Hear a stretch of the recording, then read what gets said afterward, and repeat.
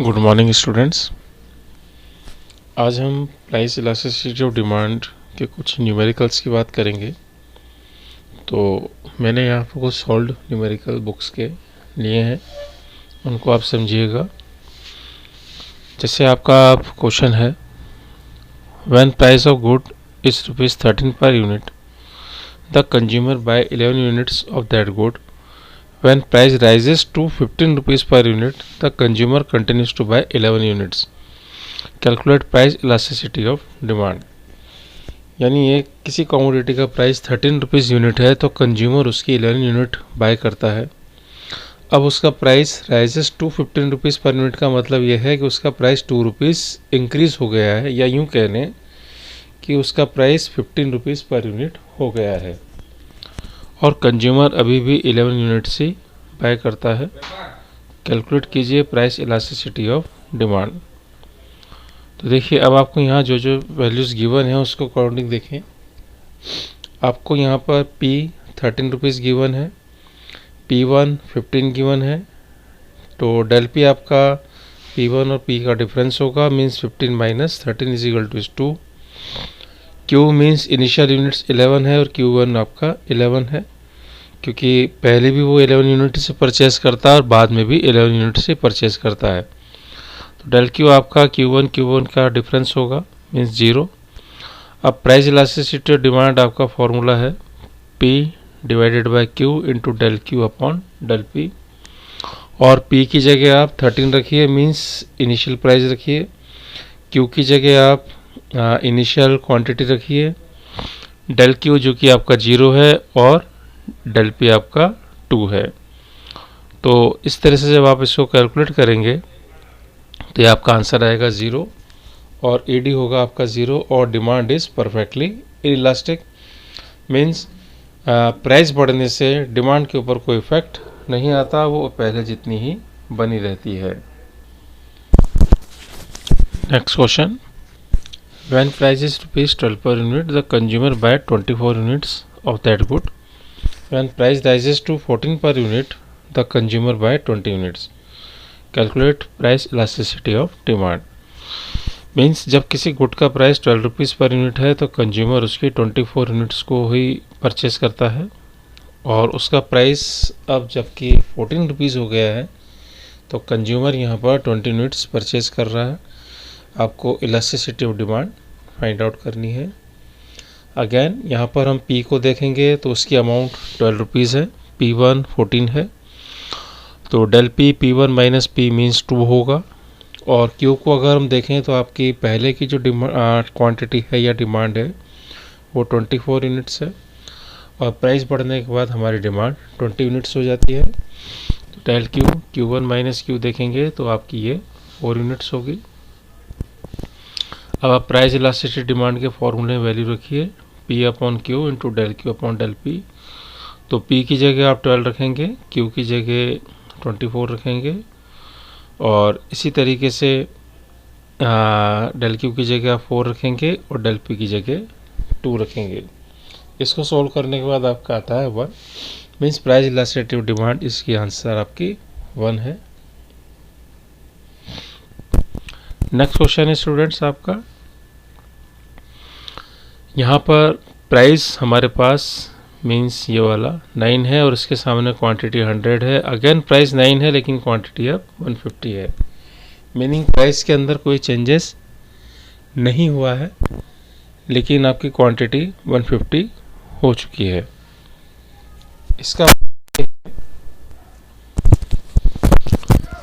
यानी आपका यहाँ पर P = 9 है और P1 = ये भी 9 ही है, और डेल P आपका P1 minus P means 9 minus नी = 0। इनिशियल क्वांटिटी जो कि 100 है और Q1 150 है। तो डेल Q आपका Q1 minus Q means 150 minus 50 होगा। तो अब आप इस तरह से फॉर्मूले में वैल्यू पुटअप करेंगे P upon Q into del Q upon del P। P की जगह आप 9 रख लीजिए, Q की जगह 100, डेल Q की जगह आप 50 रखेंगे और डेल P की जगह 0। तो इस तरह से आपका 450/0 यानी price elasticity to demand infinity होगा। नेक्स्ट क्वेश्चन है स्टूडेंट आपका, price of the commodity X falls from 5 rupees per kg to ₹4 per kg and the demand of consumer A4 it rises from 4 kg to 6 kg. Express your opinion regarding the nature of elasticity of demand of commodity X. तो पहले मैं आपको question को समझा देता हूँ कि कोई कमोडिटी है X जिसका कि प्राइस 5 रुपीज़ से गिरकर या फॉल्स होकर 4 रुपीज़ हो गया है, या यूँ कह लें कि उसका प्राइस 1 रुपी कम हो गया है, और एक कंज्यूमर है जिसकी क्वांटिटी 4 kg से 6 kg हो गई है, यानी वो पहले 4 kg परचेस करता था लेकिन अब 6 kg परचेस कर रहा है। अब आपको यहाँ पर elasticity of demand find out करनी है। देन अब आपका ईडी निकालने के लिए फॉर्मूला वही होगा P upon Q into del Q upon del P।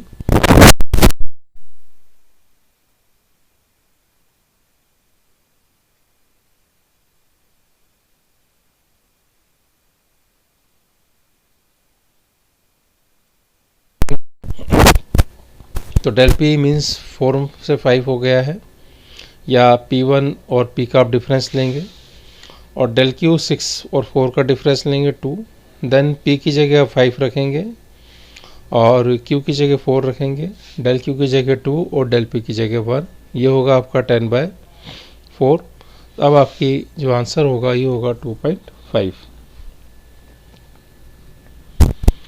Next question है स्टूडेंट आपका, A consumer buy 50 units of good at ₹4 per unit.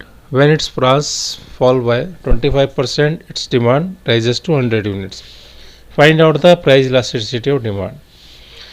यानी जो कंज्यूमर है वो 50 यूनिट्स गुड की परचेस करता है जब उसकी प्राइस 4 रुपीज़ पर यूनिट है। अब उसका प्राइस जो है वो 25% फॉल्स हो गया है या रिड्यूस हो गया है, और उसकी डिमांड 100 यूनिट्स हो चुकी है। आपको elasticity of demand find out करनी है। इनिशियल प्राइस की बात करें वो 4 है, आपका फॉल प्राइस 25% है, मींस 4 रुपीज़ के ऊपर 25% है, तो आप यहाँ पर 4 का 25% मींस 1 रुपीज़ काउंट करेंगे, तो जो नया प्राइस होगा वो 4 रुपीज़ में से 1 रुपीज़ लेस कर देना, वो होगा 3 रुपीज़। इस तरह से हम यूँ कह सकते हैं कि चेंज इन प्राइस या डिफरेंस 1 रुपीज़ है। इनिशियल क्वांटिटी आपकी 50 है जबकि न्यू क्वांटिटी आपकी 100 है, तो डेल Q या change in quantity 100 minus 50 means 50 unit है। अब ईडी के फॉर्मूले में वैल्यू रखिए, P की जगह आपका इनिशियल प्राइस 4 होगा, Q की जगह इनिशियल क्वांटिटी होगी, डेल Q की जगह 50 होगा और डेल P की जगह 1 होगा, तो आपका आंसर होगा 4।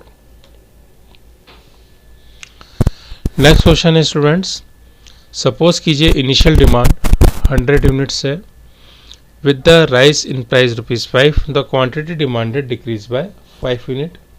Elasticity of demand is 1.2. Find out करना है आपको price before the change in demand, यानी आपको यहाँ पर इनिशियल प्राइस जबकि आपको इलास्टिसिटी ऑफ डिमांड गिवन है। ओके, देन जो वैल्यू आपको मालूम है वो तो रखिए। जैसे इनिशियल डिमांड 100 है तो इस इनिशियल डिमांड को हम Q बोल सकते हैं। With the rise in price by ₹5 यानी आपका 5 रुपीज़ प्राइस इंक्रीज़ हो गया है, तो पहले प्राइस जो भी हो बाद में आपका 5 रुपीज़ इंक्रीज़ हुआ है, तो इसका मतलब डेल P आपका 5 ही आने वाला है। Clear? The quantity demanded decrease by 5 unit means पहले आपकी यूनिट्स 100 थी, अब वो यूनिट डिक्रीज़ हो गई है, या यूँ कह लें कि वो यूनिट अब आपकी 95 हो चुकी हैं, और आपकी इलास्टिसिटी डिमांड 1.2 है। अब आपको कैलकुलेट क्या करना है, P यानी कि इनिशियल प्राइस। तो फॉर्मूला आपका वही होगा ED equal to P/Q into del Q upon del P। Del P की जगह आप 5 रखेंगे क्योंकि आपका प्राइस 5 रुपीज़ ही इंक्रीज़ हुआ है। डेल Q यह आपका 5 ही होगा क्योंकि आपकी जो क्वांटिटी है वो 100 यूनिट से डिक्रीज़ हो चुकी हैं 5 यूनिट, तो 100 यूनिट से 5 यूनिट डिक्रीज़ होना मीन्स 100 से 95 हो जाना, तो 100 और 95 का डिफरेंस 5 ही होता है। और इसी तरीके से आपका ED 1.2 है। तो अब आप फॉर्मूले वैल्यू पुटअप कीजिए। P हमें पता नहीं है, हम X रखेंगे, Q हमें मालूम है 100 रखेंगे, इंटू डेल क्यू आपको मालूम है 5 रखिए और डेल पी आपको मालूम है 5 रखिए, इक्वल टू 1.2। ओके, देन अब आप इसको सॉल्व करेंगे तो x upon 100 is equal to 1.2 होगा और x की वैल्यू 1.2 इंटू 100 होगी, मीन्स 120। तो यहाँ पर आपका जो प्राइस था वो 120 था, या फिर यूँ कह लें कि आपका जो P है वो 120 है।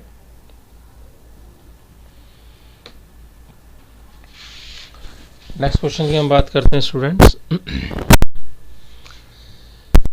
प्राइस आपका 10, क्वांटिटी आपकी 0, प्राइस आपका 9, क्वांटिटी आपकी 10। यानी जब प्राइस आपका 10 है तो क्वांटिटी कुछ भी नहीं है, जैसे ही प्राइस 9 हुआ तो आपकी क्वांटिटी 10 हो चुकी है। मीन्स P आपका 10 है और P1 आपका 9 है, del P means P1 minus P, तो ये आपका 1 है, और del Q equal to Q1 minus Q means Q1 0 है और Q1 आपका 10 है, तो डेल Q आपका 10 है। देन अब आपका फॉर्मूला अगेन वही होगा,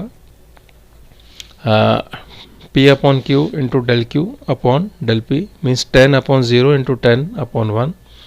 तो 100 इसमें आप डिवाइड देंगे 0 का, तो ये आपका आएगा infinity. This is perfectly elastic demand, means थोड़ा सा प्राइस कम होने से डिमांड बहुत ज़्यादा बढ़ जाती है। नेक्स्ट क्वेश्चन है आपका, when a price of good is ₹12 per unit, the consumer buys 24 unit. When price rises to 14, the consumer buy 20 unit. Compute ED। यानी जब आपका प्राइस 12 रुपीज़ पर यूनिट है तो कंज्यूमर 24 यूनिट ही परचेस करता है, और जब आपका प्राइस राइजेस हो जाता है 14 मीन्स 2 रुपीज़ इंक्रीज होता है, तो कंज्यूमर यहाँ पर वो 20 यूनिट्स को ही परचेस करता है। तो P इसकी जगह आप 12 रखिए, P1 की जगह 14 रखिए, तो डेल P आपका इन दोनों का डिफरेंस 2 होगा। Q जो कि आपकी इनिशियल यूनिट 24 है, Q1 आपकी 20 है, तो इन दोनों का डिफरेंस आपका 4 होगा। फॉर्मूले वैल्यू पुटअप कीजिएगा students, P upon Q into del Q upon del P। तो P की जगह हम 12, Q की जगह 24 और डेल Q की जगह 4 और डेल P की जगह 2 रखेंगे। इस तरह से हमारा यहाँ पर वैल्यू होगी 1 और प्राइस इलास्टिसिटी डिमांड आपकी 1 है। देन स्टूडेंट्स मे बी आपको ये चैप्टर समझ में आया होगा। अब मैं आपको कुछ क्वेश्चंस भी साथ में सेंड कर रहा हूँ, तो आप उन क्वेश्चन को सॉल्व करके मुझे अगेन व्हाट्सएप रिप्लाई करेंगे, और आपको कोई प्रॉब्लम हो इसके अगेंस्ट तो आप मुझे कॉल या व्हाट्सएप कर सकते हैं। Thank you, have a nice day.